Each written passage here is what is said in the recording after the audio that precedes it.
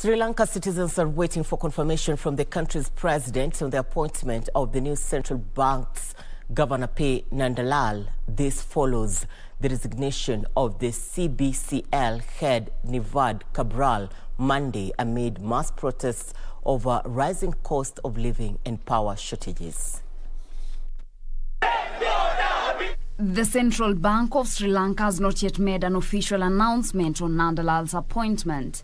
Nandalal was the bank's deputy governor from September 2012 and left the role 8 years later. He said that he had been offered the role and had accepted it. On Monday, the bank's governor, Cabraal, announced that he had submitted his resignation after all of the country's cabinet ministers resigned. Angry protesters have also been calling for the country's prime minister and the president to step down. The island nation of 22 million people is suffering from its most serious economic crisis since independence from the UK in 1948. The central bank was due to make an interest rate decision on Tuesday, but late on Monday postponed the announcement without giving a new date for the event. Meanwhile, the UK Treasury has announced that it will regulate some cryptocurrencies as part of a wider plan to make the UK a hub for digital payment companies. Stablecoins will become recognized forms of payments to give people confidence in using digital currencies.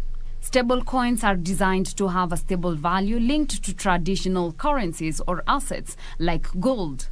The Treasury also said it planned to consult on regulating a much wider range of digital currencies later this year, without saying which they might be. Stablecoins are currently used in the United States to facilitate trading, lending or borrowing of other digital assets. However, they are not without controversy. Tether, a Hong Kong-based company, has faced questions over its business practices and was fined $41 million in 2021 by the U.S. Commodities Futures Trading Commissions for allegedly misstating its reserves.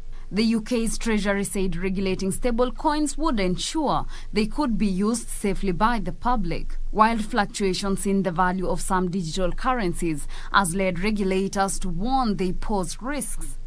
Finally, the United States stopped the Russian government on Monday from paying holders of its sovereign debt more than $600 million from reserves held at American banks in a move meant to ratchet up pressure on Moscow and eat into its holdings of US dollars.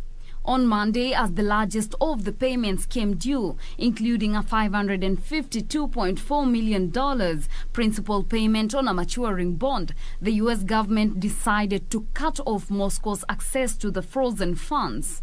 The move was meant to force Moscow to make difficult decisions of whether it would use dollars that it has access to for payments on its debt or for other purposes, including supporting its war effort.